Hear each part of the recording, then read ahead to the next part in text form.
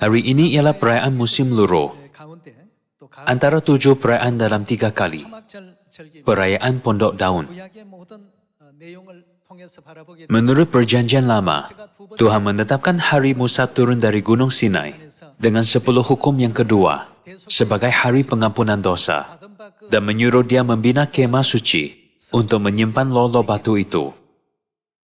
Selepas menerima 10 hukum yang kedua, Musa turun dari Gunung Sinai, menyampaikan kehendak Tuhan sepenuhnya kepada umat, dan mengarahkan mereka untuk membina kemah suci, menurut ajaran Tuhan.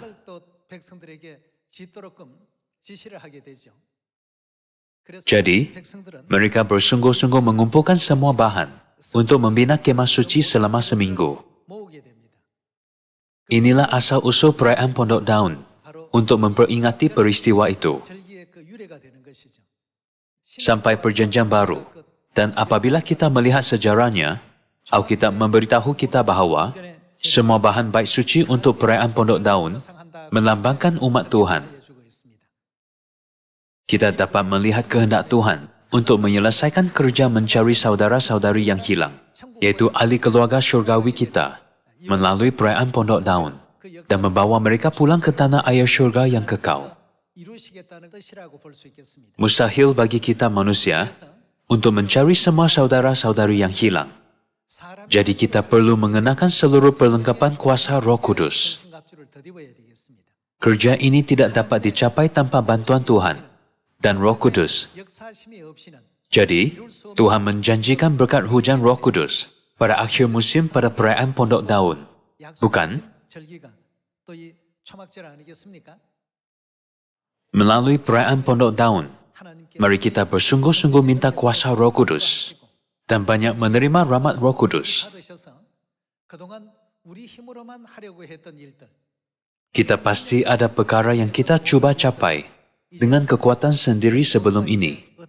Tapi apakah yang harus kita lakukan mulai sekarang? Tolong buanglah fikiran itu. Saya bersungguh-sungguh minta Anda supaya menyadari dengan teguh semua kerja ini dicapai melalui kuasa Tuhan. Kita harus bersungguh-sungguh bergantung dan minta hujan Roh Kudus pada akhir musim, agar setiap ahli keluarga serta gereja menerima berkat hujan Roh Kudus akhir musim dan meniup trompet Injil dengan lebih kuat. Mari kita ambil masa untuk mempelajari asal-usul perayaan Pondok Daun dan bagaimana umat Israel memenuhinya melalui ajaran Alkitab. Pertama sekali, mari kita buka buku Keluaran bab 36. Buku Keluaran bab 36. Dalam bab 36, ayat 1 tertulis, Bezalel, Aholiab, juga setiap warga kemahiran yang dianugerahi kebijaksanaan dan pengertian oleh Tuhan, agar mereka tahu bagaimana mengerjakan segala jenis pekerjaan untuk peribadatan di tempat suci, hendaklah bekerja sebagaimana yang Tuhan perintahkan. Kemudian Musa memanggil Bezalel, Aholiab, serta setiap warga yang berkemahiran, dianugerahi Tuhan kebijaksanaan, yaitu setiap orang yang tergerak hatinya untuk datang memikul pekerjaan itu. Daripada tangan Musa, mereka menerima kesemua persembahan khusus yang dibawa oleh orang Israel. Tiap-tiap pagi orang masih terus membawa persembahan sukarela kepada Musa. Maka tampillah semua warga. Berkatalah kepada Musa, lebih daripada cukup bahan yang dibawa oleh umat demi pelaksanaan pekerjaan yang diperintahkan oleh Tuhan itu. Lalu Musa memerintahkan, jangan lagi ada lelaki atau perempuan yang membuat sesuatu untuk dijadikan persembahan khusus bagi tempat suci. Maka umat itu dicegah daripada membawa persembahan lagi. Musa memerlukan bahan untuk membina kemah suci bagi menyimpan loh batu 10 hukum selepas dia turun dari Gunung Sinai. Dia menerima semua bahan itu daripada umat. Ada orang memintal untuk membuat kain. Ada orang membuat pelbagai jenis kelengkapan yang diperlukan untuk kemah suci. Menurut Bakar sendiri, setiap orang terus membawa bahan-bahan yang diperlukan untuk kemah suci sampai ia menjadi terlebih cukup. Memandangkan mereka membawa bahan yang terlebih cukup untuk pembinaan kemah suci, Musa memberikan perintah untuk suruh mereka berhenti.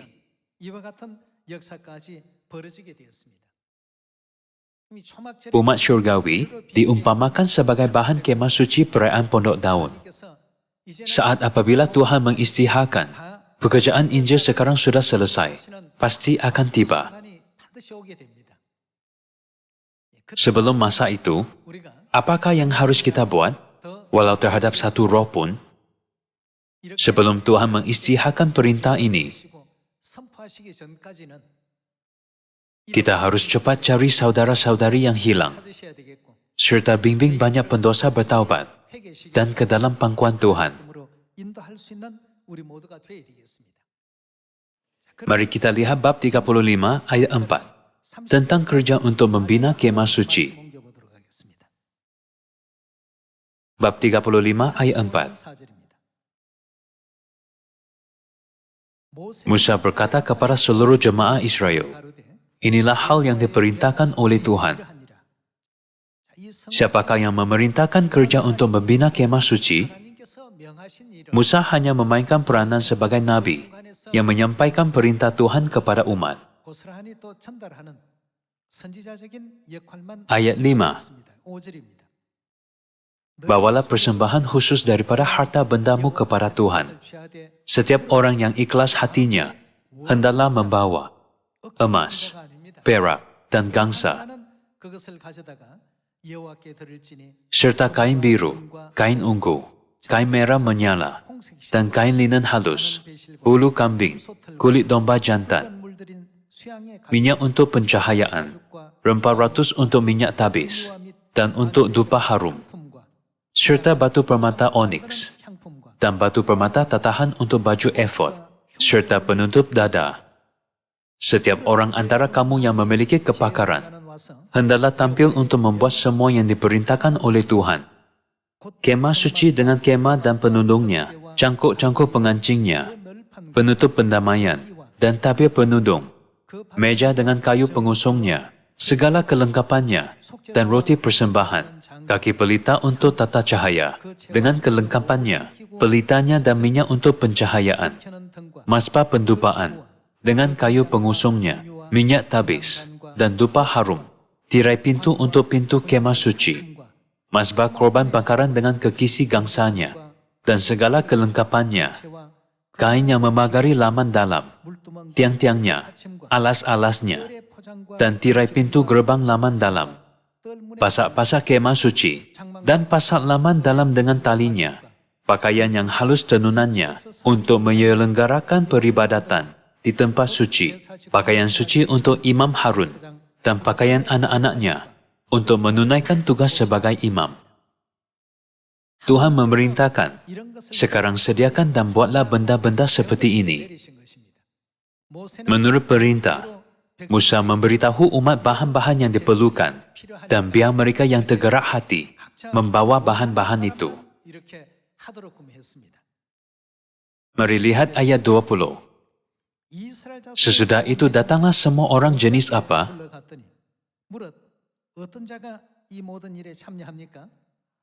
Yang tergerak hati mereka, dan semua orang yang ikhlas jiwa. Ini bukanlah sesuatu yang dipaksa pada bila-bila zaman. Pada zaman ini juga, kita tidak boleh melakukan kerja ini dengan paksaan. Apabila kerelaan dihasilkan daripada pemahaman dan kesedaran yang mendalam, itulah kerja penginjilan kita.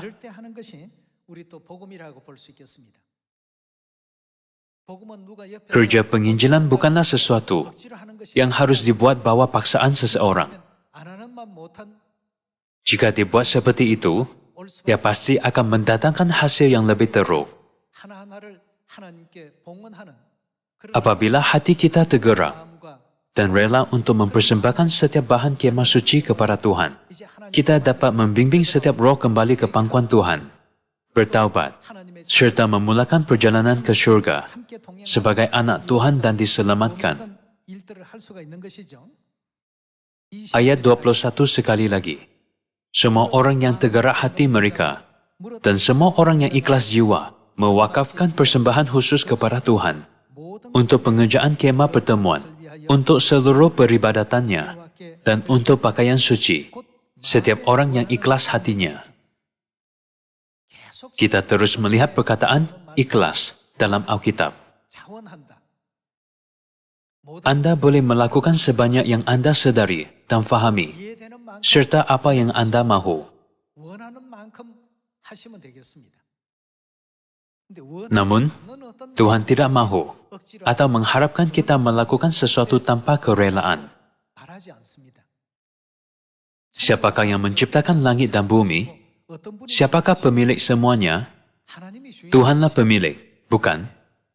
Tuhan tidak mahu kita melakukan sesuatu dengan hati yang tidak rela. Tuhan tidak memanggil kita kerana Dia sendiri tidak dapat melakukan kerja penginjilan atau tidak dapat mencapainya tanpa kita manusia. Apakah yang diberikannya kepada kita, pendosa syurgawi? Dia memberi kita peluang. Walaupun Tuhan telah memberi kita peluang, Dia tidak akan menerima jika kita tidak mempunyai hati yang rela. Itu adalah seperti persembahan Kain yang tidak diterima oleh Tuhan. Jadi, saya yakin bahawa apabila hati kita tergerak dan kita menjalankan kerja untuk menyelamatkan roh dengan kerelaan, banyak roh akan bertaubat dan pasti kembali kepada Tuhan semasa perayaan musim luruh ini.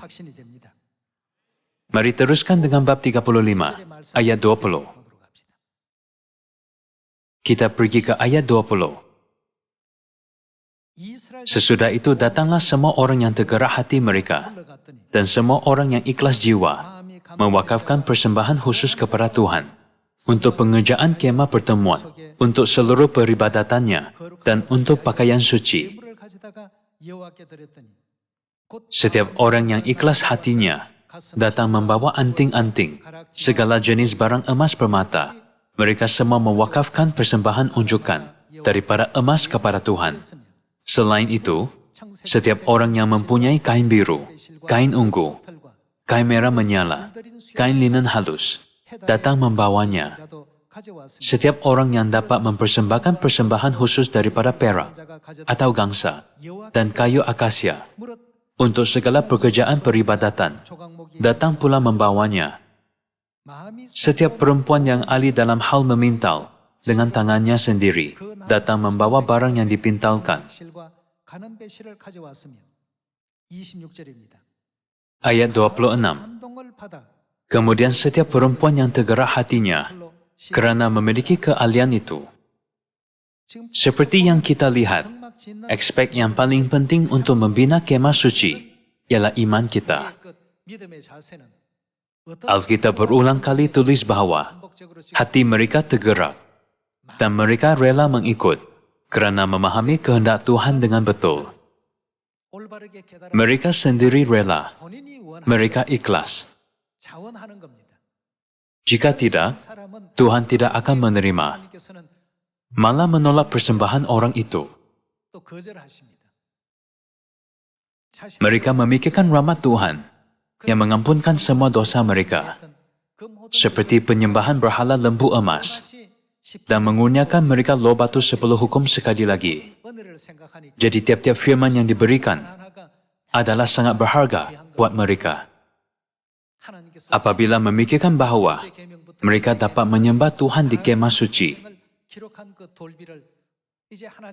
yang menyimpan loh batu yang tertulis perintah Tuhan, dari yang pertama hingga yang ke-10.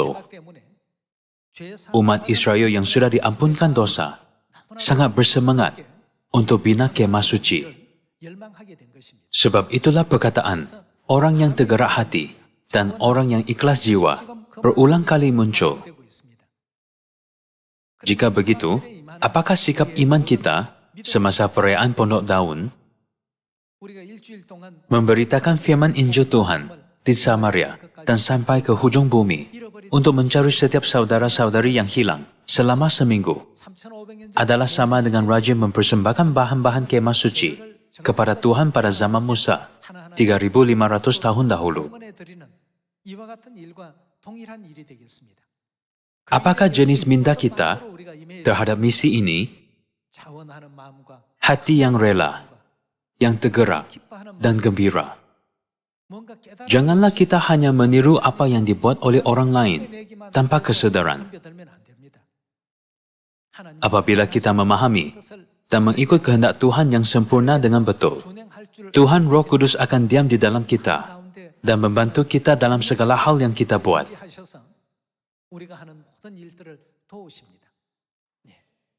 Seperti mana anak cuba menggembirakan ibu bapa, tapi dia kurang pandai dan tulisannya seperti cakar ayam.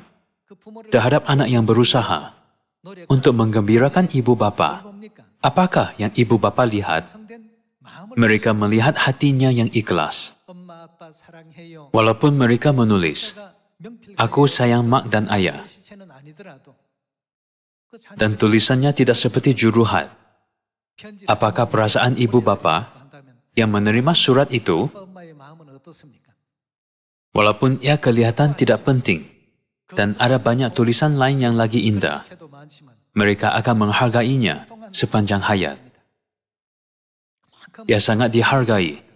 Kenapa? Ibu bapa berasa gembira dengan hati anak yang menuju mereka pada saat itu. Jadi Tuhan bukan tidak dapat mengumpulkan semua manusia sekaligus dan menginginkan usaha kita. Janganlah kita lupa bahwa Tuhan sedang memberi kita peluang.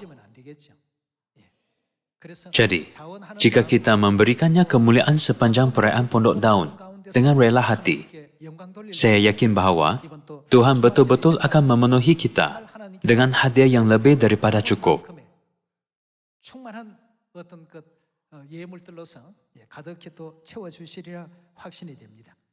Mari kita terus melihat beberapa peraturan perayaan dalam perjanjian lama yang dipatuhi semasa perayaan Pondok Daun. Sila buka buku Imamat, bab 23. Buku Imamat bab 23, ayat 33. Tuhan berfirman kepada Musa, pada hari ke-15 pada bulan ke-7 ini, tarikh ini adalah menurut kalender suci. Hari inilah hari ke-15 bulan ke-7, mengikut kalender suci. Hari ini ialah perayaan Pondok Daun, selama 7 hari untuk Tuhan. Pada hari pertama, adakanlah perhimpunan jemaah yang suci. Selama 7 hari hendaklah kamu mempersembahkan korban bakaran untuk Tuhan. Pada hari ke-8, adakan lagi perhimpunan jemaah yang suci, dan persembahkanlah korban. Itulah hari-hari perayaan yang Tuhan tetapkan. Maka hendaklah kamu menguang-uangkan sebagai hari perhimpunan ibadat yang suci, serta bawalah persembahan berupa korban bakaran untuk Tuhan, yaitu korban, dan persembahan minuman menurut jumlah yang ditetapkan bagi setiap harinya. Hari-hari perayaan tersebut ialah di luar hari-hari Sabat Tuhan. Demikian jugalah korban serta persembahan itu pun kamu persembahkan kepada Tuhan. Ayat 39. Jadi setelah kamu mengumpulkan hasil tanammu, mulai hari ke-15 pada bulan ke-7 itu, hendaklah kamu mengadakan perayaan selama 7 hari untuk Tuhan. Hari pertama dan hari ke-8 ialah hari istirahat penuh. Pada hari pertama ambillah buah-buah daripada pokok yang baik-baik, pelepah-pelepah pokok kurma, cabang-cabang. Kemudian bersukarialah di hadapan Tuhan, Tuhanmu selama 7 hari. Hendaklah kamu merayakannya sebagai hari perayaan selama 7 hari dalam setahun untuk Tuhan. Itu ialah ketetapan yang berkuat kuasa secara berkekalan untuk kamu turun-temurun. Rayakanlah pada bulan ke-7. Dalam peraturan perjanjian lama ini, ada sambutan apabila umat meletakkan dahan pokok kurma, pokok murad, dan pokok zaitun di pelataran bait suci dan atas bumbung, serta membina pondok bagi sendiri. Jika begitu, pokok melambangkan apa pada zaman perjanjian baru? Mari kita buka buku Yeremia, bab 5. Mari kita lihat ayat pasangannya dalam bab 5 ayat 14. Bab 5 ayat 14 tertulis, "Beginilah firman Tuhan, Tuhan semesta alam. Sesungguhnya aku akan membuat perkataan-perkataanku menjadi api di dalam mulutmu. Dan bangsa ini menjadi apa? Kayu." Tuhan mengumpamakan umatnya sebagai kayu. Mereka dilambangkan sebagai kayu. Dalam peraturan perayaan Pondok Daun Perjanjian Lama, ranting-ranting pokok dipotong dan diletakkan di pelataran bait suci atau bumbung. Maksudnya, Tuhan ingin kumpulkan setiap umatnya yang seperti bahan bait suci, bukan?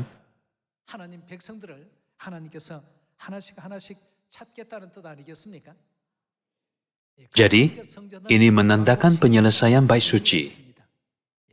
Buku Wahyu tertulis bahwa ada orang menjadi tiang bait suci, ada yang menjadi kasau, dan yang lain ialah pintu. Pelbagai peranan ini dijelaskan melalui perumpamaan dalam Alkitab. Mari kita buka buku Efesus, bab 2. Mari kita lihat buku Efesus, bab 2 ayat 20. Yang dibangun di atas dasar para rasul dan para nabi, dengan Kristus Yesus sebagai batu penjuru. Di dalam dia tumbuh seluruh bangunan, rapi tersusun, menjadi apa? Bait Tuhan yang kudus, di dalam Tuhan. Di dalam dia kamu juga turut bagaimana? Dibangunkan menjadi tempat kediaman Tuhan, di dalam roh.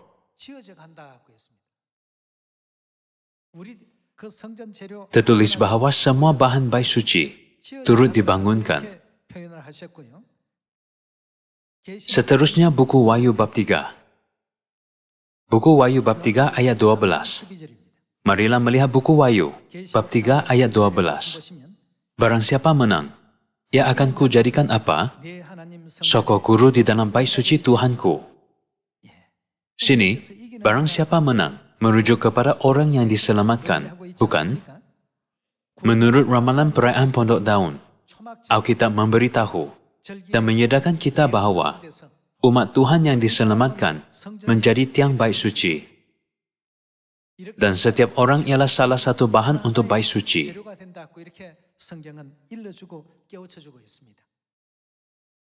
Untuk memenuhi semua ramalan ini, apakah yang harus kita buat kepada semua bangsa?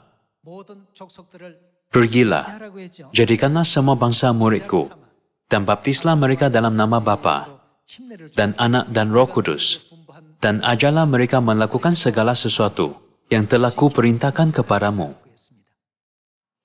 Ini menunjukkan apa yang Tuhan suruh kita lakukan melalui perayaan Pondok Daun pada zaman ini, seperti yang Dia tunjukkan dalam sistem semua perayaan Perjanjian Lama.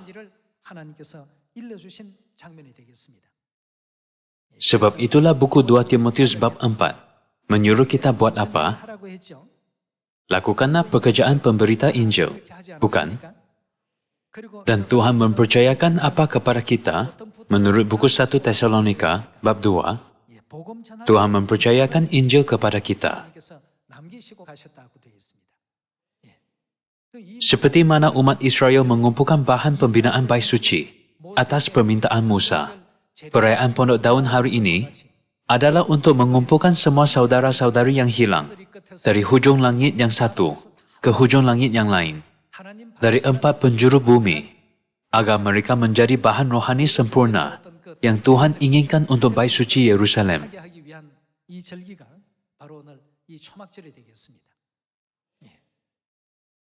Pada masa 3.500 tahun yang lalu, sesudah kemah suci dibina, semasa perayaan Pondok Daun, Tuhan selalu hadir di sana, sebagai tiang awan pada waktu siang dan tiang api pada waktu malam.